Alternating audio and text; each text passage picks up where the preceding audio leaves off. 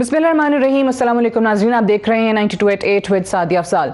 नाज़रीन, आज JUIF और PDM के सरबराह मौलाना फजलुर रहमान की मुलाकात हुई। PMLN के सदर शहबाज शरीफ साहब से एक बार फिर से ये कहा गया है कि PDM को मुतहरिक किया जाएगा, सड़कों पर आएंगे, इस हुकूमत के खिलाफ मार्च शुरू की जाएगी और 16 अक्टूबर से फैसलाबाद से जलसों का आगाज़ फिर से किया जाएगा। ये भी कहा कि जिस कदर महंगाई बढ़ गई है और उसको सामने रखते हुए इस हुकूमत के खिलाफ अब मार्च होना ज़रूरी हो गया है और साथ ही साथ फिलफौर शफाफ इंतखाबात का मुतालबा किया है। अर्ली इलेक्शंस का मुतालबा जो है वो सामने आया है। क्या कहा है शहबाज शरीफ साहब ने इस मीटिंग के बाद प्रेस टॉक में अपनी, वो सुनाएगा। आए दिन बिजली गैस के जो बम की तरह बम गिराए जा रहे हैं, आटे और चीनी की जो कीमतें आसमान से बातें कर, लाखों लोग इस वक्त बेरोजगार हैं। डेंगी ने तबाही मचाई हुई तबाही, इससे बढ़कर बदतरीन सूरत हाल देखती आंख ने पहले कभी नहीं देखी। तमाम पॉलिटिकल पार्टीज, तमाम जो इस मुल्क के अंदर रहने वाले वासी, उनका न सिर्फ ये मुतालबा है बल्कि उनका हक है हम सबका कि इस मुल्क में फिलफौर शफाफ इलेक्शन करवाए जाएं और यही रास्ता है पाकिस्तान को दोबारा तरक्की और खुशहाली की मंजिल की तरफ ले जाने का। दिन रात मेहनत करनी होगी, तब जाकर हम दोबारा 2018 की पहली की सूरत हाल पे आएंगे। उसके बाद फिर ये तरक्की का सफर आगे जाएगा। तो ये शहबाज शरीफ साहब का और मौलाना फजलुर रहमान साहब का जो उनके साथ खड़े हुए थे इस प्रेस टॉक में, उनका मुतालबा सामने आया है कि फौरी तौर पर इलेक्शंस कराए जाएं और जो शहबाज शरीफ साहब ने कहा कि शफाफ इंतखाबात होने चाहिए, तो शफाफ इंतखाबात पे ज़ाहिर एक सवालिया निशान है इस मुल्क में। वो कैसे होंगे? मौजूदा हुकूमत ये कहती है कि हम जो रिफॉर्म्स लेकर आए हैं उसमें शफाफियत जो है वो मुमकिन बनाई जा सकेगी अगर उस पर अमल किया जा सके, जिसमें वो ज़ाहिर है EVM का जिक्र भी करते हैं, लेकिन दूसरी तरफ से देखा जाए, ऑपोजिशन का बयान देखा जाए तो वो उसको हुकूमत के तरफ से रिगिंग करार देते हैं, प्री पोल रिगिंग करार देते हैं। बहरहाल दूसरा बड़ा अहम मामला जो कि नैब तरमीमी ऑर्डिनेंस का है, ऑपोजिशन ने तो ये ऐलान पहले ही कर रखा है, खुसूसी तौर पर PMLN ने, कि हम इसको लेकर सुप्रीम कोर्ट जाएंगे, चैलेंज करेंगे। लेकिन आज ये तरमीमी ऑर्डिनेंस लाहौर हाई कोर्ट में चैलेंज हो भी गया है। इसको गैर आइनी गैर कानूनी दरख्वास्त गुजार ने कहा है और ये भी कहा है कि ये पार्लिमान के मौजूद होते हुए ये ऑर्डिनेंस का सामने आना ये आला अदलिया के फैसलों की खिलाफ वर्जी है। कानून के मुताबिक चेयरमैन नैब की मुद्दत में तोसी नहीं हो सकती और किसी फर्द के लिए ये एक ऑर्डिनेंस जारी नहीं किया जा सकता। और इस पिटीशन के अंदर ये इस्तदा की गई है कि इसके हतमी फैसले आने तक नैब तरमीमी ऑर्डिनेंस पर अमल दरामद जो है वो रोक दिया जाए लाहौर हाई कोर्ट की तरफ से। फिर अब ये मामला अगर सुप्रीम कोर्ट में जाता है तो इसका फ्यूचर क्या होगा, इन तमाम चीज़ों के हवाले से आज के प्रोग्राम में हम बात करेंगे। हमारे साथ मौजूद हैं मलिक अहमद खान साहब, सीनियर रहनुमा PMLN के, तर्जुमान हैं सदर मुस्लिम लीग नून के शहबाज शरीफ साहब के। बहुत शुक्रिया मलिक अहमद खान साहब आपका। सेनेटर ससी पलेजो साहब हमारे साथ मौजूद हैं, पाकिस्तान पीपल्स पार्टी की सीनियर रहनुमा हैं, आपका भी बेहद शुक्रिया। और जमशेद इकबाल चीमा साहब हमारे साथ मौजूद हैं, सीनियर रहनुमा पाकिस्तान तहरीक इंसाफ के और special assistant to prime minister on food security. Cheema sahab आपको भी प्रोग्राम में खुश आमदीद कहते हैं। चीमा साहब, अगर पहले आप ही से आगाज़ करें और ये नैब तरमीमी ऑर्डिनेंस के मामले से ही आगाज़ करें कि पहले ही अपोजिशन की तरफ से ये बारहा कहा गया कि हम इसको लेकर जाएंगे सुप्रीम कोर्ट के अंदर, चैलेंज किया जाएगा। फिर कुछ जो लॉयर्स हैं, जो लीगल फ्रेटर्निटी है, जाहिर है उनकी तरफ से भी ये रिएक्शन आना शुरू हो गया है। ये भी आज एक लॉयर की तरफ से ही लाहौर हाई कोर्ट में इसको चैलेंज किया गया है। बैरिस्टर एतजाज़ एहसन जो कि ऑब्वियसली बड़ी एक बैलेंस्ड राय रखते हैं, अपनी पार्टी के नज़रिए से हट के भी बात करते हैं, उनका भी ये कहना है कि ये जिस तरीके से मामला अदालतों में चला गया है तो आने वाले दिनों में हुकूमत को शर्मिंदगी हो सकती है। नहीं, पहली बात तो ये पर्सन स्पेसिफिक है नहीं। बेसिक बात जो है कि जो स्पिरिट है, पहली बात तो ये कि ये पर्सन स्पेसिफिक नहीं है। जो बेसिक स्पिरिट है इस ऑर्डिनेंस की वो यही है कि, और पहले भी नैब का चेयरमैन हो या कोई भी इस तरह की पोस्ट, इलेक्शन कमीशन का चेयरमैन हो, चीफ इलेक्शन कमिश्नर हो, कोई इस तरह की लीगल आप कह लें आइनी पोस्ट होने, उनका बाहमी मुशावरत से उनका आप कह लें अपॉइंटमेंट हो। यह है बुनियादी स्पिरिट लॉ की। उसी स्पिरिट के तहत ये आप कह लें कि जो ऑर्डिनेंस आया है उस स्पिरिट को मेंटेन करता है वो। बाकी रह जाती बात कि कोई अदालत का फैसला आपके अगेंस्ट आ जाए और आप उसको मान लें, तो इसमें शर्मिंदगी वाली बात नहीं है। बेसिकली हम जिस आइन के तहत इस मुल्क में रह रहे हैं, जिस आइन की वजह से हम इसके शहरी हैं, उसको मानने की वजह से उसी आइन ने अदालतों को भी इख्तियार दिए हैं, उसी आइन ने पार्लियामेंट को इख्तियार दिया है, उसी आइन ने वज़ीर आज़म को दिया है, सदर को दिया है। तो अगर कोई अदालत फैसला कर दे तो मैं समझता हूं वो शर्मिंदा होने वाली बात नहीं है। ना उस अदालत पे आपने हमला करना है, ना उसको आपने जाके गिराना है, वो काम नहीं है यहाँ पे। चीमा साहब ठीक है, अदालत तो ऑब्वियसली फैसला कर देंगी और वो सबके लिए काबिल कबूल होना भी चाहिए। लेकिन एक आपको नहीं लगता कि ऐसा होगा? लेकिन एक बात बताइए कि वज़ीर आज़म साहब के बयानात मौजूद हैं, जब यही नैब के हवाले से रिफॉर्म्स लाने के हवाले से बात हो रही थी तो वज़ीर आज़म साहब ने कहा कि ये ऑपोजिशन जो है ये हमें ब्लैकमेल करना चाहती है FATF के मामले पर कि नैब में इनकी तरमीम मान ली जाएं। 38 में से 34 शिक्के जो हैं ये उनमें तरमीम करना चाहते हैं और ये अगर मैंने कर दिया तो ये मुल्क से गद्दारी होगी। लेकिन अब कल से आपके काफ़ी सारे लोग खुद ये कह रहे हैं कि भाई ये वही शिक्के हैं, ज्यादातर वही शिक्के एक्सेप्ट की गई हैं जो अपोजिशन की थी। तो अगर वही माननी थी और वो ऑर्डिनेंस के जरिए माननी थी, आपने ये ऑर्डिनेंस में लेकर आनी थी, तो उसी वक्त उसको बाहमी मुशावरत से तय कर लिया जाता। देखिए बेसिकली जो आपने लफ्ज़ इस्तेमाल किया बड़ा खूबसूरत लफ्ज़ था, पर्सन स्पेसिफिक। ये जो शिक्के ये नहीं मान रहे दे रहे थे वो पर्सन स्पेसिफिक थी। जो शिक्के पर्सन स्पेसिफिक थी वो हमने नहीं मानी। जो सोसाइटी स्पेसिफिक हैं, जो सोसाइटी में कारोबार ठीक होता है, उससे आप कह लें कि आपकी वेल्थ जनरेशन ठीक होती है, उसमें इन्वेस्टमेंट आती है, उसमें इंडस्ट्रियलाइजेशन होती है, उसमें यू कैन से कि लोग इनिशिएटिव लेते हैं इन गुड फेथ और काम करते हैं, उन सारी शिक्कों को माना गया है। ऐसी चीजें जो आपके बिजनेस में आपकी तरक्की की राह में रुकावट या एक सोसाइटी में एक फियर क्रिएट करने वाली, वो सारी खत्म की गई हैं। यानी सोसाइटी स्पेसिफिक शिक्कों को माना गया है और पर्सन स्पेसिफिक शिक्कों को नहीं माना गया। ये बुनियाद इस ऑर्डिनेंस में ये है। लिहाजा जो एक बड़ी पुरानी बात थी कि बिजनेसमैन को नैब के हवाले ना करें, वहां पे SCCP है, वहां पे FIA है, यहाँ पे आप कह लें कि एंटी करप्शन है, यहाँ पे बाकी अदारे हैं जो इंक्वायरी कर सकते हैं। लिहाजा बिजनेसमैन की इंक्वायरी वो करें। और जो गवर्नमेंट ऑफिशियल्स हैं, गवर्नमेंट ऑफिशियल के जो आप कह लें गुड फेथ डिसीजन है, जहां गलती है, गलती नैब ना पकड़े, लेकिन अगर कहीं करप्शन है तो वो नैब पकड़े। वो आप कह लें कि जिसके पास पोर्टफोलियो है, जिसके पास लीगल पोजीशन है, बड़ी पोस्टों पे है, वो लोग वो नैब को जवाबदेह हों। लिहाजा इसमें बिजनेस कम्युनिटी का तो ऑब्वियसली एतराज था, वो सिर्फ आपके दौरे हुकूमत में नहीं, माजी की दौरे हुकूमत में भी था। उस वक्त भी मुझे याद है परवेज रशीद साहब के या नवाज शरीफ साहब के बयानात नैब के हवाले से आते थे कि ये लोगों की पगड़ियां उछालता है। वो मैं बिजनेस कम्युनिटी की हद तक आपकी बात मानती हूं। आपने कहा पर्सन स्पेसिफिक नहीं है, लेकिन सोसाइटी स्पेसिफिक है। पर्सन स्पेसिफिक इसको क्यों कहा जाता है वो भी मैं अगले सवाल पे आपकी जाने वापस आऊंगी। लेकिन मलिक साहब मुझे बताइए कि आप लोगों की जब शिकायतें आई तो उनको वजीर आजम ने कहा कि NRO चाहते हैं अपने लोगों के लिए। अभी चीमा साहब ने कहा कि आप लोगों की शिकायतें पर्सन स्पेसिफिक थी। अब ये वाला ऑर्डिनेंस आ गया है तो अब इसमें कहा जा रहा है कि हुकूमत ने अपने ही लोगों को NRO दे दिया है। अब पार्लियामान के होते हुए ऑर्डिनेंस आ जाना, उसी चीज को हाईकोर्ट में भी चैलेंज किया गया है। सो आपको क्या चांसेस लगते हैं कि ये हो सकता है स्ट्राइक डाउन कोर्ट से? आप लोग भी सुप्रीम कोर्ट जाने का ऐलान कर चुके हैं। जी साहब, आपका बहुत शुक्रिया। देखिए बिल्कुल मैं तो इस बात पे बिल्कुल कन्विंस्ड हूँ कि ये it can not stand a day judicial scrutiny की। उसकी वजह ये है कि इस लॉ के वायरीज जो हैं वो कॉन्स्टिट्यूशन के साथ बिल्कुल डायरेक्टली मुतसादिम है। किसी एक जगह पर नहीं, बेशुमार जगह पर मुतसादिम है। अब फॉर एग्जांपल इसके कोई जो इम्पोर्टेंट आप इसके हिस्से कर लें तो वो 3 हिस्से बनते हैं। पहला हिस्सा इसका जो कंसल्टेशन की बात थी उसके मुतल्लिक है और उस पर भी सुप्रीम कोर्ट की बड़ी वाज़े और बड़ी क्लियर जजमेंट्स हैं, जिसमें बेशक असफंद यार वली केस है वो सुप्रीम कोर्ट के अंदर डिसाइडेड है, उसमें दीदार हुसैन शाह साहब का केस है, उसमें इरफान कादिर साहब का केस है जिसमें एक्सटेंडेबल और नॉन एक्सटेंडेबल की बहस है कि कानून के साथ, तो वो उसकी सारी तशरीह ऑलरेडी हो चुकी है। तो इस कानून के साथ बुनियादी तौर पे क्या किया गया है कि इसके साथ एक तो वो जितनी जजमेंट्स थी उन सारों को बिल्कुल नज़रअंदाज करते हुए उसको एक नई शक्ल देने की कोशिश की गई है।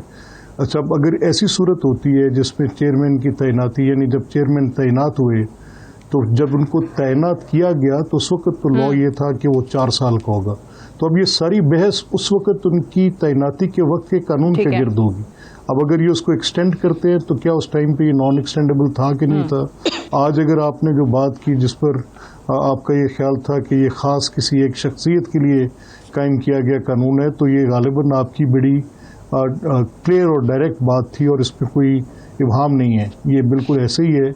इसकी अगर हम तशरीह करेंगे तो मेरी नज़र में सुप्रीम कोर्ट इसकी जो चेयरमैन की अपॉइंटमेंट, उनकी एक्सटेंशन और कंसल्टेशन के तीनों नुक्ते हैं उनकी वजाहत पहले कर चुकी है, और अगर एक नया कानून ऐसे बनता है तो फिर उसमें उस कानून का उसको स्टैंड करना मेरा ख्याल मुश्किल होगा। उसके बाद आप कहते हैं सुप्रीम कोर्ट के अपने फैसलों की रोशनी में इसके स्ट्राइक डाउन होने के चांसेस हैं।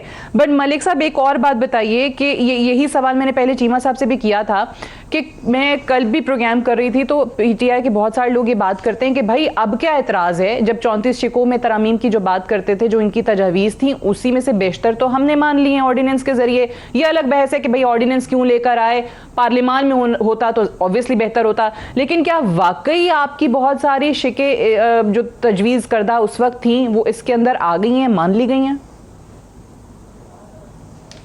नहीं जी, बिल्कुल गलत बात है। देखिए इसका पहले तो ये देखना होगा ना कि इसको किस वक्त में किया गया। जब चेयरमैन की टर्म एक्सपायर कर रही थी तो बुनियादी जो अंडरलाइंग रीज़न है कि इसको ऑर्डिनेंस की सूरत में क्यों लाया जाए, यानी असेंबली इन सिटिंग नहीं है, बेशक वो 2 दिन पहले प्रोरोग हुई, 2 दिन पहले बर्खास्त की गई, आज ये ऑर्डिनेंस लेकर आए, तो उस ऑर्डिनेंस को लाने की बुनियादी वजह ये थी कि चंद घंटों के बाद या 1 दिन के बाद गालिबन या 2 दिन के बाद चेयरमैन की टर्म एक्सपायर कर रही थी, तो उसकी जस्टिफिकेशन ऑर्डिनेंस की तो चेयरमैन की अपॉइंटमेंट है। लेकिन जहां तक इस चीज़ का ताल्लुक है कि उसके अंदर कवानीन को दुरुस्त किया गया, तो बिल्कुल कतई तौर पे अपॉइंटमेंट ऑफ जजेस पे हमारी तो कोई तजावीज़ ऐसी नहीं थी कि उनको बिल्कुल आप ऐसा बना दें कि अगर आप जब जज अपॉइंट करेंगे तो उनके साथ कैंगरू कोर्ट्स का तासुर उभरता हो, यानी हुकूमत की ये आर्ग्यूमेंट जो है वो सही नहीं है कि ऑपोजिशन की बहुत सारी तजावीज़ जो हैं वो इसमें कवर हो गई हैं ऑर्डिनेंस के जरिए, भी मान लिया गया। राइट, बहुत मलिक साहब आपका जवाब आ गया। टोटल गलत बात। ओके, सेनेटर शशि पलेजो साहबा, आपसे भी मैं जानना चाहूंगी कि पाकिस्तान पीपल्स पार्टी के हवाले से भी, क्योंकि नून लीग ने तो ये ऐलान किया है कि हम इस को लेकर सुप्रीम कोर्ट जाएंगे, आपको क्या मुहरिकात समझ में आते हैं और जिस अंदाज में अब इसको कोर्ट के अंदर चैलेंज किया जा रहा है, आपको लगता है कि हुकूमत को वापस ये चीज़ पार्लियामान में लानी पड़ेगी और फिर वापस हुकूमत आपको ये तो नहीं कह रही होगी कि भाई आप लोग जो हैं वो पर्सन स्पेसिफिक शिकें बताते हैं? वज़ीर आज़म साहब ऑन रिकॉर्ड मौजूद हैं, उन्होंने कहा है कि आप लोग तो सिर्फ और सिर्फ ब्लैकमेल करना चाहते हैं अपनी तजावीज़ के जरिए।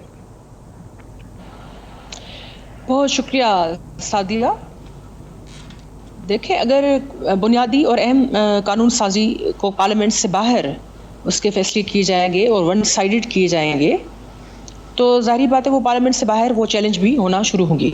हालांकि ये मेरे ख्याल में, और जो भी इस चीज़ को समझता है और आप भी ज़रूर यही सोचती होगी कि ऐसी कानून साजी या जो भी हो, जब पार्लियामेंट जो हो सकती है सेशन में हाउस, और अभी 1-2 दिन पहले भी था, लेकिन एक ये ही कानून साजी नहीं, इससे पहले भी आप देख लें इलेक्शन कमीशन के हवाले से, दूसरी चीज़ों के हवाले से, और जो मुतज़ाद बिल्कुल भी कंट्रोवर्शियल, और फिर ये बात करते हैं कि पार्लियामेंट्री कमेटी बनानी चाहिए। तो अगर मशावरत की बात करनी है तो पार्लियामेंट के अंदर ही हो सकती है ना, तो फिर उसमें ये तो बदनीयती पर सरीहन ये मबनी है।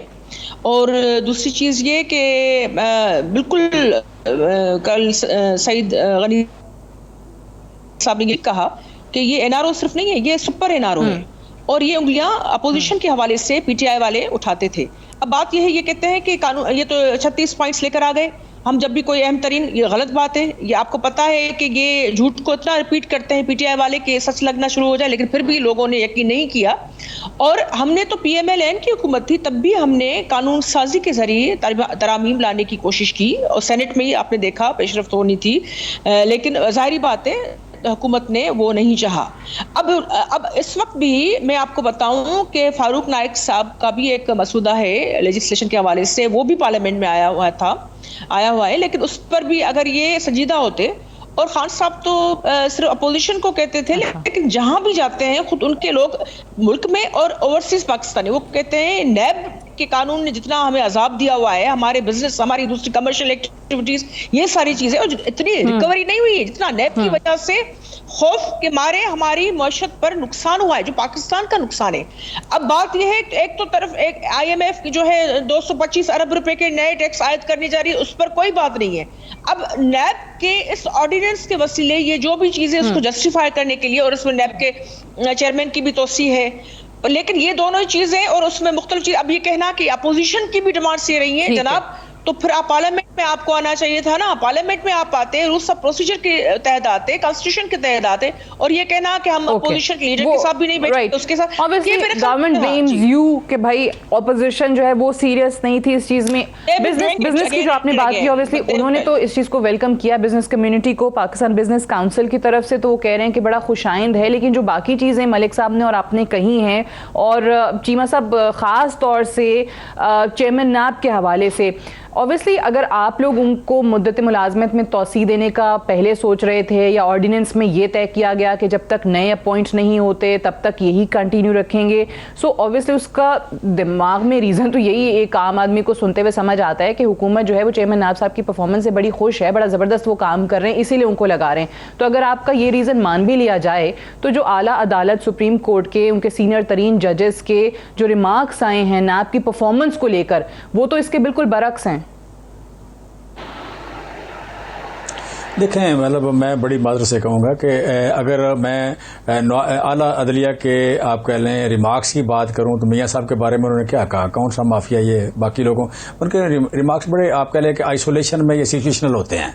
उन रिमार्क्स की बेस पे तो इस मुल्क में आप कह लें कोई भी बंदा महफूज नहीं है, या आप कह लें कि बहुत सारे लोग जो बड़े बड़े बुरे हैं उनके बारे में कोई रिमार्क्स नहीं है, क्योंकि वो कभी अदालतों में पेश नहीं हुए, ठीक है, वो मफरूर हैं, जो कुछ भी है वो कभी पेश नहीं हुए। सो बेसिकली मैं समझता हूँ कि ये रिमार्क्स की बात नहीं है। बेसिक बात हमने जो देखा है कि पहली बात हुई कि चेयरमैन नैब को पीपल्स पार्टी ने और नून लीग ने लगाया, एक एज ए जज उनका एक कैरियर है, फिर उन्होंने सर्व किया है। सर्व करने का हमारे पास जो पैरामीटर है वो ये है कि इनके दौरे आप कह लें जो पीरियड है इनका, जो कॉन्स्टिट्यूशनल पीरियड है, उस पीरियड में या मुद्दत मुलाजमत जो है, मुद्दत मुलाजमत में पिछले जितने भी आप कह लें चेयरमैन नैब थे उनसे उनकी कलेक्शन या उनकी परफॉर्मेंस जो है, या उन्होंने जो कंक्लूड की चीजें वो बेहतर हैं। ये तो आप फिगर बोलती हैं। बाकी बात यह कि हम आप कह लें कि उनको एक्सटेंशन नहीं दे रहे, हम तो कह रहे हैं कि आप अगर नैब कह रहे हैं, नैब अपना ऑर्डिनेंस कह रहा है कि आए बैठ के मुशावरत करें, मुशावरत से लगाएंगे सदर, मुशावरत में कंसेंसस बिल्ड करना है, तो consensus as early as possible. तो अब सदर साहब का रोल उसमें आ गया, अगर इतना कंप्रोमाइज है, गलत है के किरदार के बाद भी कंसेंसस नहीं बनता तो वो पार्लियामानी कमेटी में भिजवा देंगे। ऑब्वियसली ये चीजें पहले नहीं थी।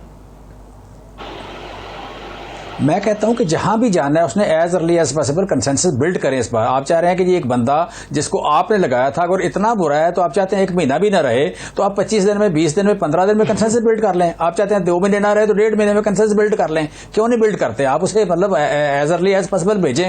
आप अगर आए, आप कंसेंसस बिल्ड करें तो हम क्यों नहीं करेंगे? हम भाग सकते हैं इस बात से। हमने जो काम भी करना है आइन और कानून के दायरे में के अंदर रह के करना है, क्यों नहीं करेंगे?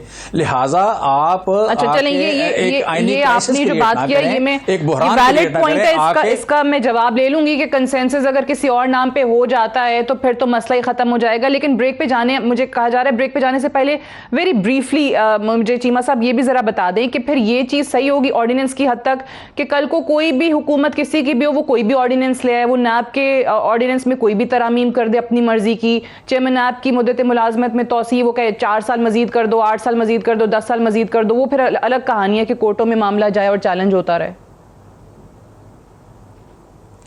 नहीं देखिए, उसमें तो आप कह लें कि यू कैन से कि हर हुकूमत ने जस्टिफाई करना है अपने एक्शन को। हम कह रहे हैं कि जो बात आप स्पिरिट आइन में मौजूद है उसी स्पिरिट को मेंटेन किया गया है। बेसिक जो बात है कि ये डेडलॉक क्रिएट करते हैं कि हमें एग्जानोरेट करें वरना हमें डेडलॉक क्रिएट कर देंगे। डेडलॉक क्रिएट करके अगर को कल ये अदारा जो है ये हो जाता है, सरबराह के बगैर हो जाता है, ये हेडलेस हो जाता है, तो उसके बाद आपने कहना है कि जनाब अदारे का सरबराही नहीं है और आईनी बहरान क्रिएट हो गया है। सो मैं समझता हूँ कि आईनी बहरान तो क्रिएट नहीं होना, इस मुल्क में चलना है। सो आप डेडलॉक क्रिएट न करें, इस चीज को कंक्लूड करें। हम कंक्लूड करने को तैयार है और स्पिरिट के अंदर रह के कोई इदारा नहीं रह सकता और डेडलॉक कंक्लूड करने को तैयार क्रिएट करते हैं, मुशावरत करने को तैयार है। मैं मलिक साहब से और ससी पलेजो साहिबा से ज़ाहिर है ब्रेक से वापस का जवाब भी लूंगी right after this short break. Stay tuned.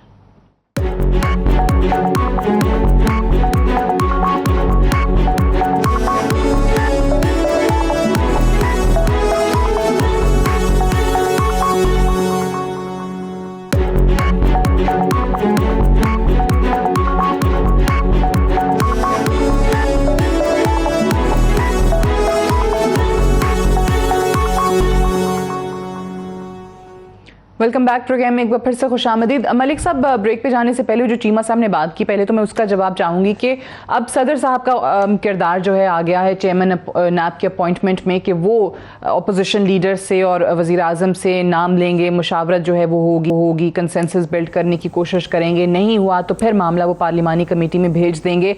सो ये जो चीमा साहब ने बात की है कि ये बैठें और जितनी जल्दी कंसेंसस हो जाए किसी नाम पे तो फिर जावेद इकबाल साहब को लगाने की ज़रूरत ही नहीं है, जो भी नाम तय होगा वो अगला चेयरमैन नैब बन जाएगा। अच्छा, नहीं देखिए, इसमें भी कई मसाइल हैं ना कि फॉर एग्जांपल प्रेसिडेंट की तो वो तो उनकी एडवाइस सीख करना, rather it is other way around. वो तो ही has to act upon the advice. वो एडवाइस सीख नहीं करते इस तरह से जैसे कि इस लॉ में प्रपोज कर दिया गया। तो अगर आर्टिकल 48 किसी ने पढ़ा हो तो फिर शायद गालिबन थोड़ा सा कुछ मेरा ख्याल है कि इसको रीवर्ड करना पड़ेगा जो ये कह रहे हैं। अच्छा, दूसरा मामला इसमें यह है कि इसकी जो बेसिकली टर्म एक्सटेंडेबल की है, उसमें हमारा ये मानना है कि जो उनकी अपॉइंटमेंट के टाइम से उस वक़्त के लॉ जब उनकी अपॉइंटमेंट की गई तो ये लेट डाउन लॉ एक दफ़ा नहीं 20 मरतबा इंटरप्रेट है कि जब किसी को कोई तैनाती की जा रही होती है तो फिर उसका मकसद ये होता है कि अगर चेयरमैन ने एक टर्म पूरी की है तो वो किसी फेवर की तवक्को ना करें हुकूमत की तरफ से, कोई लॉप साइडेडनेस ना करें, या वो किसी ऐसी प्रैक्टिस में इंडल्ज ना हो जाएं जहाँ उनकी ख्वाहिश पैदा हो जाए कि ये एक नॉन एक्सटेंडेबल टर्म थी, मैं इसको फर्दर आगे नेक्स्ट टर्म के लिए भी मेरी अपॉइंटमेंट को बीच में कंसिडर किया जाएगा। तो वो टोटली आप पूरे लॉ की स्पिरिट को डिफीट कर रहे हैं अगर आप ये समझ रहे हैं कि सिर्फ कंसल्टेशन का जो पॉइंट है। अच्छा, कंसल्टेशन की जो मीनिंगफुलनेस है तो उसमें तो गवर्नमेंट अपनी एक बार नहीं बेशुमार दफ़ा ये कह चुकी है कि हम बात ही नहीं करना चाहते। तो अगर नहीं करना चाहते बातचीत तो फिर ये तो आपने देखना है ना कि कौन इस पूरी कंसल्टेशन को डिफीट कर रहा है। तो गवर्नमेंट वोकल है, इनके जो इंफॉर्मेशन मिनिस्टर हैं वो आके इस पर एक बिल्कुल, इसीलिए उन्होंने सदर साहब का किरदार दरमियान में डाल दिया कि वो डायरेक्टली बात नहीं करना चाहते थे। तो देखें ना, असल एतराज़ी उनका ये था कि भाई हमने ऑपोजिशन लीडर से बात नहीं करनी, शहबाज शरीफ से बात नहीं करनी, कोई और ऑपोजिशन लीडर होता तो कर लेते। हाँ, देखिए ना कितनी बड़ी कॉन्ट्राडिक्शन है, कितनी बड़ी ज़ाती अना के हिसार में फंसे हुए लोग हैं ये। यानी जो बात इनके सदर के लिए करना दुरुस्त है वो वज़ीर आज़म के लिए करना दुरुस्त नहीं है।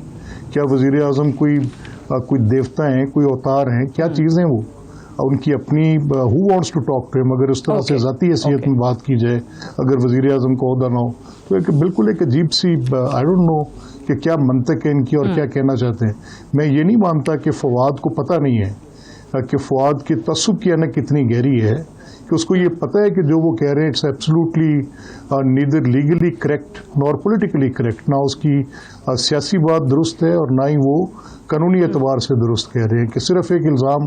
तो मैं अभी इल्ज़ाम लगा देता हूँ कि ये मिस्टर एक्स जो हैं या इमरान खान जो हैं वो फॉर एग्जांपल इमरान खान के ऊपर ये एलिगेशंस हैं, तो क्या जस्ट मेयर सजेस्टिंग ये एलिज्ड हैं फॉर दिस रीज़न, तो क्या वो उनको उस चीज़ में से बाहर निकाल?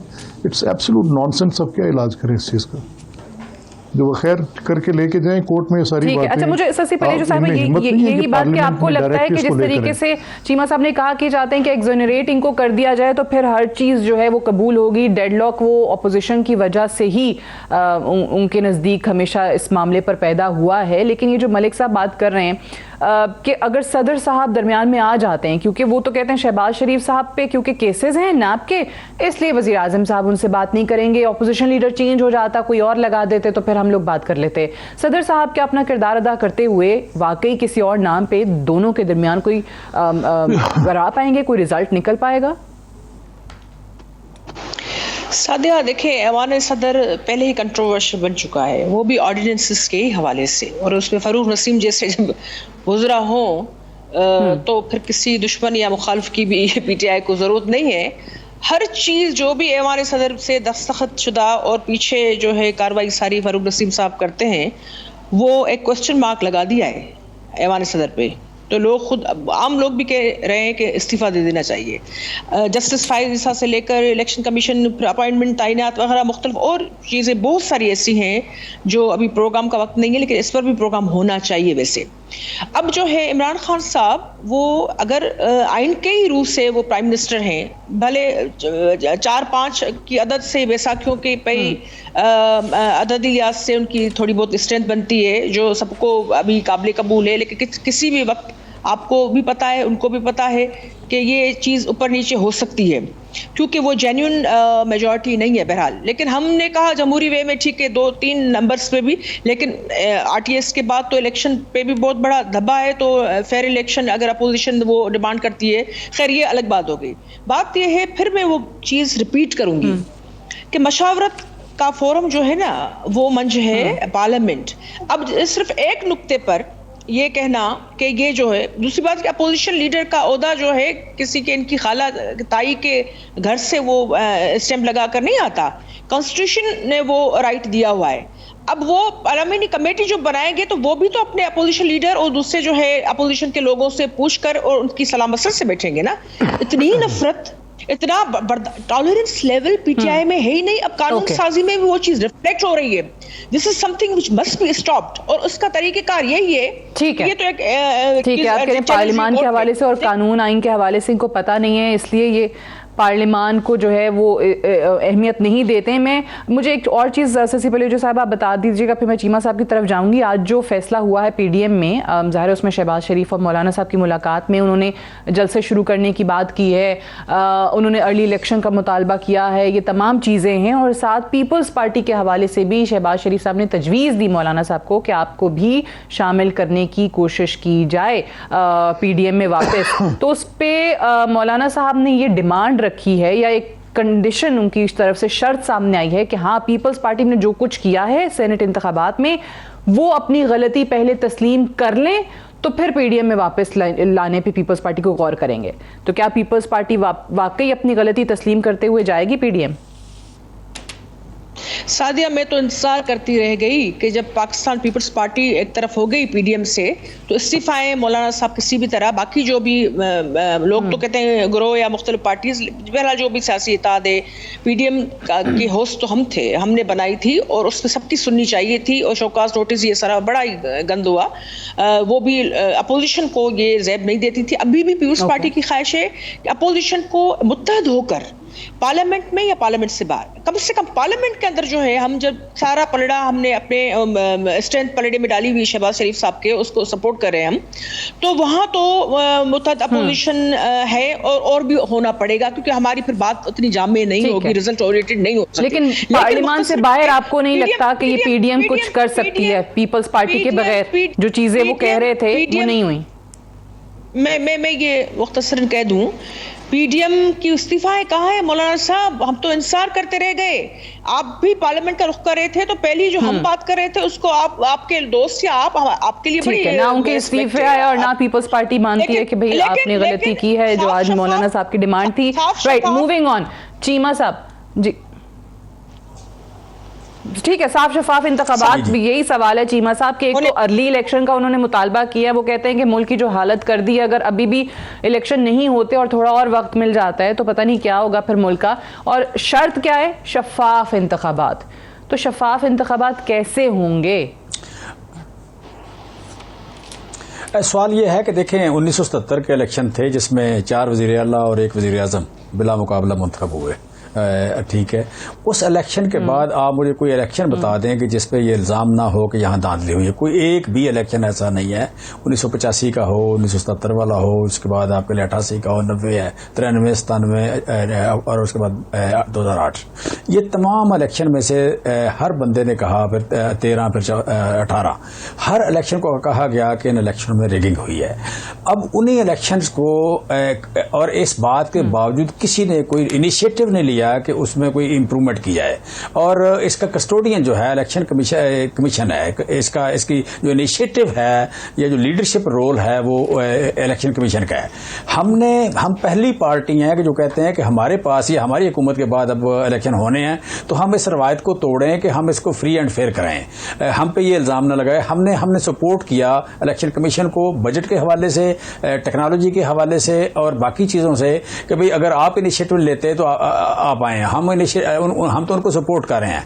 और जो इलेक्शन का सबसे बड़ा इशू है वो ये है कि वोटर लिस्टों की सेंटिटी, या वोट जो है वो वोट किसी और का होता है। शनाख्ती कार्ड आपको पता है यहाँ पे सिंध में कितने जाली बने, ये बाकी जगह कितने जाली बने, कितने अफगानों के यहाँ पे शनाख्ती कार्ड हैं। सो जो बंदा जिसका देखें इसमें जितनी भी पाकिस्तान में इस वक्त मेन काम हो रहे हैं वो अंगूठे के निशान से हो रहे हैं। आपका पासपोर्ट उससे बनता है, शनाख्ती कार्ड उससे बनता है, आपकी विरासत उससे बनती है, प्रॉपर्टी चेंज उससे होती है। हर काम इस मुल्क में आप आते हुए, इस मुल्क से बाहर जाते हुए, जिस मुल्क में जाते हैं आप अपनी शनाख्त कराते हैं अंगूठे के निशान से। तो अंगूठे के निशान से अगर आपकी ओरिजिनलिटी को चेक किया जाए तो ये पहली फेयरनेस होगी इलेक्शन में। जो रिफॉर्म्स आप लोग लाना चाह रहे हैं वो अपोजिशन को काबिले कबूल नहीं है, वो उनको लगते हैं कि ये प्री पोल रिगिंग आप लोग अपने हक में कर रहे हैं। मैं यही कह रहा हूं कि इसमें सबसे बड़ी रिफॉर्म है कि आपका वोटर जो है वो ओरिजिनल हो, उसकी पहचान, उसकी आइडेंटिफिकेशन ठीक हो। पहले सबसे बड़ी रिफॉर्म, सबसे बड़ी जरूरत इसकी ये है। लिहाजा इस मशीन का सिंपल इतना ही काम है कि उसने आइडेंटिफिकेशन करनी है और उसने वोट पर्ची भी उसने निकाल के दे दी जहां आपने निशान लगाना है और उसने आपको काउंट भी कर देना है। उसके बाद कहते हैं कि ये हैक हो जाएगी। भाई वो तो इंटरनेट से अटैच ही नहीं है, वो तो अटैच नहीं, उसमें सॉफ्टवेयर है। और फिर उसकी जो हिफाजत है वो कौन करेगा? वो इलेक्शन कमीशन करेगा, क्योंकि आखिरी कब्जे उसमें है। उसकी सेंटिटी, उसकी ओरिजिनलिटी कौन सॉफ्टवेयर करेगा? वो उसने करनी है। लिहाजा लेकिन मसला ये ना कि इस मामले में जो आप लोग रिफॉर्म्स ला रहे हैं वो इलेक्शन कमीशन, वो इदारा जिसने इंतखाबात कराने हैं, उसके अपने तहफ्फुज़ात काफी सामने आ गए। मलिक साहब मुझे ये बताएं कि ये जो आज आप लोग कहते हैं कि फिलफौर इस मुल्क में शफाफ इंतखाबात कराए जाएं, अब एक आम तासुर है या राय है कि मुल्क के मसाइल इस हद तक गंभीर हैं कि किसी भी शायद सियासी जमात के पास कोई हल ना हो या वही चीज़ें कर रहे हो जिन पर आज आप इस हुकूमत पर एतराज़ात करते हैं। तो क्या इसको महज सियासी नारा जो है वो समझा जाए कि अर्ली इलेक्शन बस हो जाए? नहीं सर, ये बिल्कुल नहीं। हम कतई तौर पे हम तो ये चाहते हैं कि एक शफाफ इलेक्शन का मतलब ये है कि will of people clearly demonstrate हो। हम तो पहले दिन से, जिस दिन से ये हुकूमत कायम हुई उस दिन से मुतरज़ हैं। अच्छा देखें, इलेक्शंस को भी आपको थोड़ा सा उसमें फ़र्क निकालना पड़ेगा कि आप धांधली की बात कर कैसे रहें। एक धांधली आप इलेक्शंस के नतीजे में एक 1977 के इलेक्शंस थे जो लार्जली पीपल्स पार्टी के खाते में पड़े, तो वो बिल्कुल यस दैट इज़ राइट। वो एक बड़ी ओवरऑल स्टेट की तरफ से मैनिपुलेटेड धांधली थी। वो इलेक्शन सस्टेन नहीं किए, वो 4 घंटे भी नहीं चल सके। उसके बाद 1985 का इलेक्शन है, उस वो नॉन पार्टीजन इलेक्शन था। मैं आपको हिस्ट्री गिनाता जा सकता हूँ कि 88 में IJI थी, उसके ज़ुम्मे क्या लगा कि उसके पीछे क्या स्टेट का रिएक्शन था, 90 में क्या हुआ, 93 में क्या हुआ। लेकिन इस तरह का जो इलेक्टोरल फ्रॉड है जैसा कि इस इलेक्शंस में कमिट हुआ जो RTS के साथ, यानी वो तो एक टेक्नोलॉजी की इंट्रोडक्शन थी कि जी इलेक्शंस के नताइज RTS के साथ ट्रांसमिट किए जाएंगे। अब वो क्या हुआ, 8 घंटे का क्रिमिनल साइलेंस है और गवर्नमेंट जो उसके नतीजे में वजूद में आई, इसको चाहिए था कि उसकी एक्सप्लेन करती और अगर कोई शकूक व शुबहात थे तो उनकी वजाहत की जाती। लेकिन हुकूमत की तरफ से कोई एक ऐसी एफर्ट अपोजिशन के बार डेली रोज़ के मुतालबे असेंबली के अंदर जमा कराएगी, अपनी उस दरख्वास्त के साथ बेशुमार दफ़ा बात कभी स्पीकर के साथ की गई, बात कभी कमेटी उन्होंने फॉर्म की और उसके बाद ब्रश करके फेंक दिया, आज तक कोई जेन्युइन सही उसके ऊपर नहीं हुई। तो ये अब अगर ये प्रपोज करते हैं कि ये टेक्नोलॉजी जो ये वोटिंग मशीन ईवीएम्स की बात कर रहे हैं, तो हम तो उसको टूल फॉर मैनिपुलेशन समझ रहे हैं। और किस लिए? ऐसे नहीं कि सिर्फ हम कह रहे हैं कि ये टूल फॉर मैनिपुलेशन होगा। राइट, सही है। वो तो ऑपोजिशन का सवाल से मौकफ ऑब्वियसली काफी अर्से से सामने आ ही रहा है, लेकिन ये अर्ली इलेक्शन होंगे कैसे? ऑब्वियसली उसके लिए फिर वो जो शशि पलेजो ने भी अभी बात की कि पीपल्स पार्टी ने ये भी देखा कि आप लोगों ने कौन से इस्तीफे दिए जिनकी बुनियाद पर पीपल्स पार्टी को उससे अलग होना पड़ा या उनको शो कॉज मिला, तो फिर ये अर्ली इलेक्शन क्यों कर मुमकिन हो पाएंगे मलिक साहब? देखिए, उसकी वजह यह है कि जब हम ये समझते थे कि अगर कलेक्टिवली सारी पार्टीज रेजिग्नेशन करती हैं तो फ्री एंड फेयर इलेक्शंस का रास्ता तब निकलेगा कि ये एक बात बड़ी वाज़ेह और दो टोक हो कि तमाम across the all political divides everybody thinks के वाली बात के लिए ये जो है आगे ऐसे नहीं चलता, तो अब ये इलेक्शन जो है फ्री एंड फेयर करवाए जाएंगे। हम इस ज्यादती के सिस्टम को तस्लीम नहीं करते। लेकिन अब जब वो पीडीएम के अंदर इस बात पर इत्तफाक ना हो सका, और ये पीपल्स पार्टी का they have their own right, बिल्कुल उन्होंने अपने ठीक जो सोचा होगा अपने हक में, तो जब ये फैसला ना हो सका तो फिर इसलिए मेरा ख्याल रेजिग्नेशन। राइट, मुझे एक ब्रेक लेने दीजिए। ब्रेक से वापस आएंगे तो जरा इस हवाले से करेंगे कि आज जिस बुनियाद पर ये फौरी इंतखाबात का मुतालबा किया जा रहा है वो है महंगाई। और महंगाई एक ऐसा मामला है जिससे जाहिर है हर कोई ही इस वक्त मुतासर हो रहा है, और उस पर आवाम की जो तकलीफ है बजाय उस पर मरहम रखा जाए, कुछ ऐसे वुज़रा भी हैं जो अपने बयानात के जरिए नमक छिड़कते हैं, उस पर भी बात करेंगे एक वक्फे के बाद।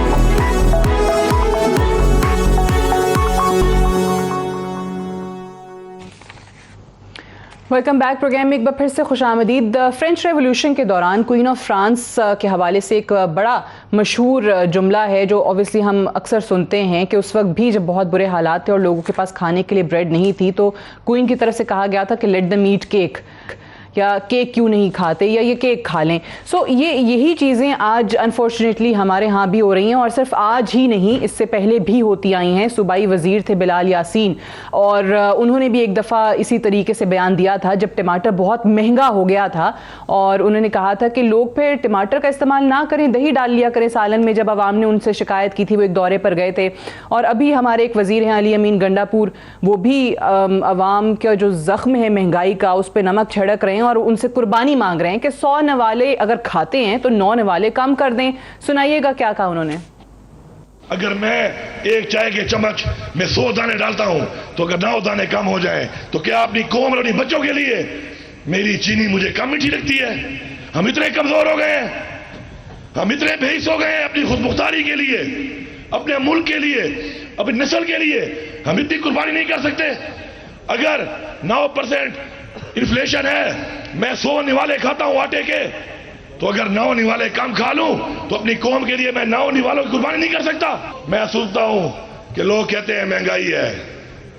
महंगाई किसकी वजह से है? यही जरदारी ने अरबों डॉलर लूटा है आपका, यही नवाज शरीफ ने अरबों डॉलर लूटा है आपका, उसकी वजह से महंगाई है।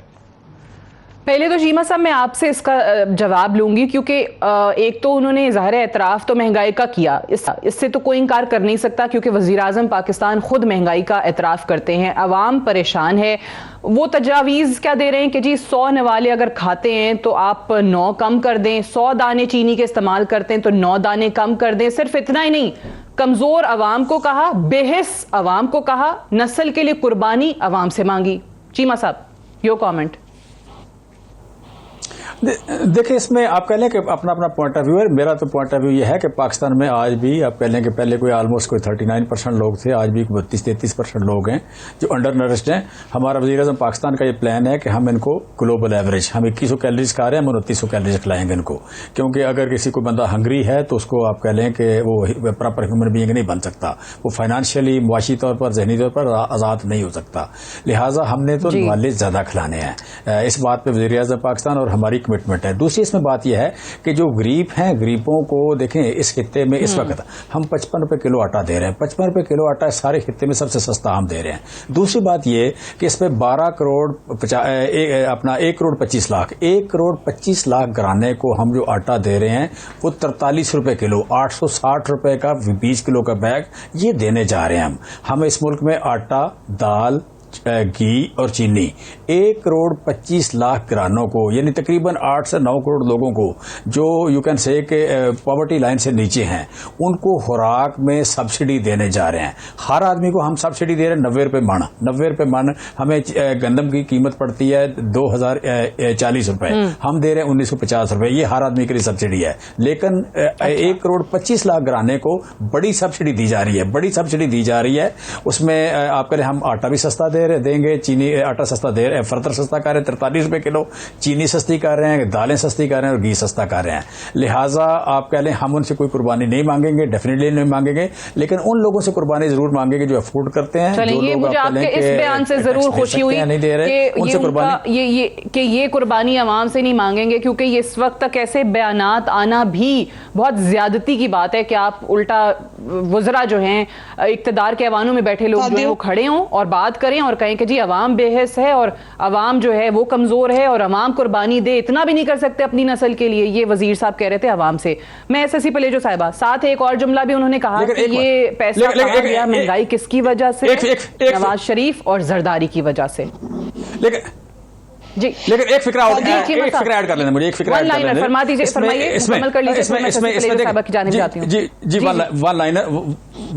वन लाइनर की बात करूं कि महंगाई के अगर जिक्र करें तो आज आटा कराची में देखें इसमें 2 चीजें बड़ी हैं, फूड आइटम में 2 चीजें बड़ी हैं। एक दूध तकरीबन इसका 18 यानी 3% वेट एवरेज है और आटे की 4% है। ये 2 आइटम कराची में 200 या सिंध में 200 रुपया फी बैग आटा महंगा है और दूसरा 20 रुपए किलो दूध कराची में या सिंध में महंगा है। अब वहां महंगाई की ना मलिक अहमद अली साहब बात कर रहे हैं, ना मेरी बीबी बात कर रही है, ना और फजलुर रहमान साहब बात कर रहे हैं। हाँ, लिहाजा आप कह लें कि महंगाई का अगर जिक्र करना है तो पहले सिंध का करें, बाद में हमारे यहाँ करें। आज भी आटा 200 रुपए किलो वहां महंगा है। सिंध का करें, 18वीं तरमीम के बाद वो कहते हैं सूबों की जिम्मेदारी है। जी सादिया 3-4 चीजें ना आटा चले गए थे, वरना मैं एक प्लीज जीमा साहब लेट मी स्पीक नाउ। आपने बात कर ली, थैंक यू। अब ये है सादिया, बस जो हम टॉलरेंस लेवल क्योंकि हम में ज्यादा है तो हम जो है ना हम सुनने के लिए शायद उनको लगता है पार्लियामेंट में बैठे हैं हर जगह। देखिए सब्सिडी दी है अगर उन्होंने पंजाब में, तो पंजाब में क्यों मसला ला रहे हैं? सिंध में तो 15 अक्टूबर से जो है वो शुरू होती है और यहाँ सारा मसला ही वफाकी गलत पॉलिसी से। अभी जो मैंने आपको बताया कि 225 अरब रुपए के जो नए टैक्सेस और ये चीज हो रही है IMF के हवाले से, या रोज पेट्रोलियम की कीमतों में इजाफा हो रहा है, या रोज जो वन साइडेड उनकी अद्वियात या दूसरी चीजें जो पार्लियामेंट को पता भी नहीं चलती और ये ऊपर ही ऊपर कैबिनेट के एक सिग्नेचर से वो आ जाती है चीजें, तो वो उस पर तो ये मैंने नहीं सुना कि कहीं गंडापुर साहब जो है कोई कहते हो। गंडापुर साहब जैसे लोग और भी बहुत सारे हैं जो कैबिनेट में भी हैं, उनके पार्लियामेंट्री सेक्रेटरीज भी हैं जो पॉलिसी मेकिंग, डिसीजन मेकिंग में बैठे होते हैं और उनको न कानून का पता है, न आइन का पता है, न हिस्ट्री का पता है, कुछ भी नहीं, और उनको एक्सपोजर भी इतना दिया जाता है। पाकिस्तान की खुदा न खास्ता अलामत ही ऐसे, हालांकि पाकिस्तान में जबरदस्त किस्म के लोग हैं, रिकॉर्डिंग साफेरी पार्टी जो पार्टी की अभी एफिलिएशन से भी हट करके आम पाकिस्तानी ज्यादा मजा हुआ है, सेंटिसाइज है, उनको पता है, अवेयर है और पाकिस्तानी इस्तेकाम के लिए भी उसका दिल जो धड़कता है। लेकिन पीछे साथ उन्होंने ये भी कह दिया कि ये महंगाई हुई ही नवाज शरीफ और जरदारी की से। मैं सादिया उसी पर आ रही हूं। मैं जब जरदारी साहब की हुकूमत थी ना, पीपल्स पार्टी की थी, तो सबको पता है कि हमने डॉलर से लेकर दूसरी चीजों में हमारे वक्त में क्या था और हमने मुश्किल हालात में, दहशतगर्दी की जंग में हमने न सिर्फ हमने साथ लिया, पार्लियामेंट चलाई, 5 साल पूरे किए for the very first time. अभी भी बेसाखी पे हुकूमत खड़ी ना, हमने कहा चलो ठीक है इनका अददी लिहाज से बनता है, हालांकि गैर जमहूरी फैसले हैं, गैर आईनी फैसले किए जा रहे हैं। और तभी हम कह रहे हैं साफ शफाफ इंतखाबात की अगर डिमांड अपोजिशन करती है, हम करते हैं, तो उसमें कोई मजायका नहीं है, ये गैर जमहूरी कोई डिमांड नहीं है। एक बात मैं जरूर यहाँ ऐड करना चाहूंगी सादिया, इलेक्शंस के हवाले से बात आई, मैं यहाँ please let me make it clear loudly and clearly, everybody is very well aware of that. Peoples Party से तो हमेशा भुट्टो साहब की मेजॉरिटी थी कि कैसे उनको हटाया गया, शहीद किया गया। और दूसरी चीज ये, हमारी इलेक्शन तो छीने गए हैं, न ट्रम्प कभी पूरा होने दिया जाता था, न रिट कायम करने दी जाती थी। और मुश्किल तरीन हालात में पीपल्स पार्टी जब भी आई है तो उन्होंने अवामी लिहाज से जो है, आप गंदम आटे से लेकर, आप नौकरियों से लेकर, आप आईनी इस्लाह से लेकर, जो भी चीज हो, आप देख लें कि पीपल्स पार्टी ने लैंडमार्क डिसीजंस लिए हैं और कंप्रेहेंसिव किस्म के कॉन्स्टिट्यूशनल पैकेजेस दिए हैं, जिससे सारे सूबे खुश हुए। Right, point well taken Shashi पलेजी साहिबा, मुझे इजाजत दीजिएगा मैं मलिक साहब का जरा मौक़िफ़ पहले जान लूं। मलिक साहब क्या कहेंगे ये अली अमीन गंडापुर साहब के बयान पर? चलें, ये तो उन्होंने कह दिया नवाज शरीफ और जरदारी साहब की वजह से है, लेकिन आवाम से जो कुर्बानी मांग रहे हैं, और चीमा साहब का भी जवाब सुन के ज़रा मुझे खुशी हुई कि चलें ऐसे लोग भी हैं जो आवाम से कुर्बानी मांगने के हक में नहीं है, एटलीस्ट एतराफ़ तो करते हैं कि महंगाई है। नहीं, देखिए, बड़ी इनसेंसिटिव स्टेटमेंट है, कोई भी दे तो ये गलत बात है।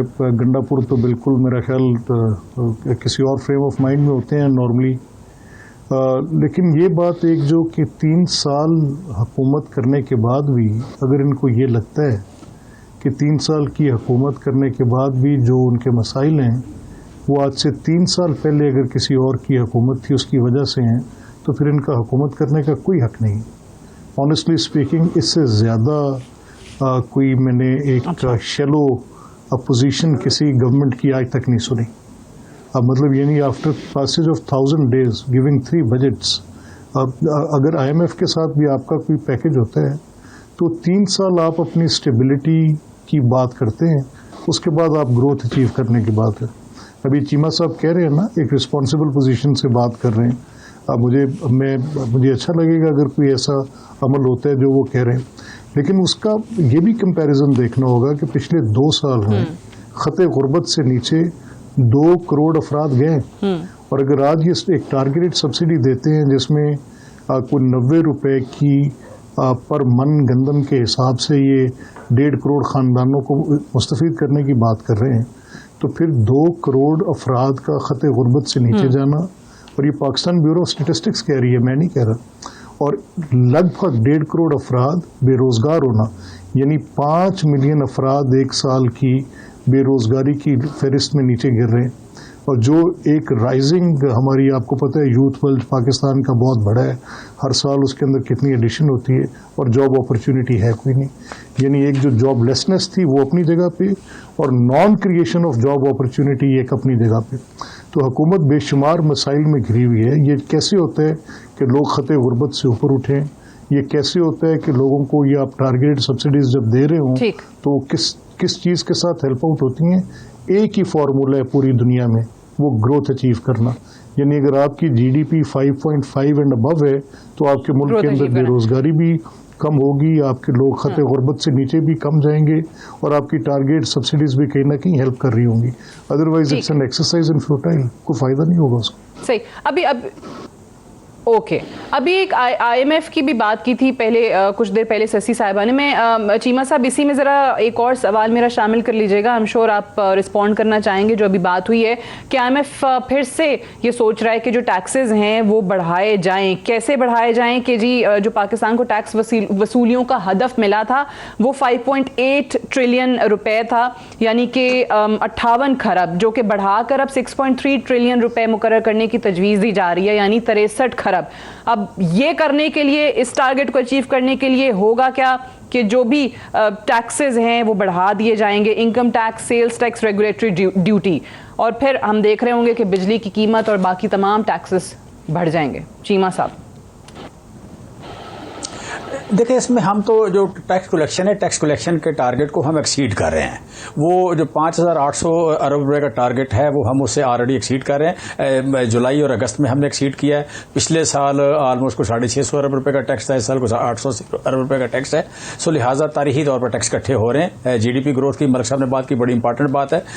कोरोना और आफ्टर कोरोना 3 साल की अगर कलेक्टिव जीडीपी ग्रोथ देखें तो दुनिया के सिर्फ 11 मुल्क हैं जो 10% के लगभग या 10% प्लस ग्रोथ करें 3 साल में कलेक्टिव, जो इनकी 1 साल माइनस हुई है और अगले 2 साल पॉजिटिव करके Pakistan is one of them. So ये बात बिल्कुल ठीक है कि 5.5% ग्रोथ ये हम अचीव करने जा रहे हैं, हमें इसमें कोई डाउट नहीं है। हमने अभी देखें ज़राअत में बड़ा ही अच्छा आउटस्टैंडिंग परफॉर्म किया है। दूसरा मलिक साहब, आपने जो बात की बेरोजगारी की, बेरोजगारी जब आपका कोरोना आया तो पाकिस्तान में पहली बार हुआ कि पूरी कारपोरेट जो थी, कारपोरेट के हर मुलाजम की 3 महीने की सैलरी गवर्नमेंट ने दी, कभी किसी ने इस तरह इंटरेस्ट फ्री दी। फिर इसी तरह सारे दुकानदारों का 2 महीने का बिल दिया, उसको डेफर किया। फिर 1.5 करोड़ घरों को उस वक्त इमदाद मिली, बड़ी खामोशी से मिली, अच्छी मिली। और फिर जो लोग बेरोजगार हुए थे, बेरोजगार 19 मिलियन लोग बेरोजगार हुए। फिर आपका लेके जब कोरोना गया तो 2 महीने बाद दोबारा जॉब पे आए हैं। इस वक्त आप जो बात कर रहे हैं इतने लोग बेरोजगार, सर नहीं, वो हुए थे। जी ओके, आप कहते हैं ग्रोथ जो है वो तसल्ली बख्श है और आपको इसके बढ़ने की उम्मीद भी है। Unfortunately I have run out of time, I have to wind up है। जमशेद इकबाल चीमा साहब, सेनेटर ससी पलेजो साहिबा, मलिक अहमद खान साहब, बहुत बहुत शुक्रिया प्रोग्राम में ज्वाइन करने के लिए। That's all for tonight, I will see you tomorrow इंशाल्लाह। इजाज़त दीजिए, खुदा हाफिज़।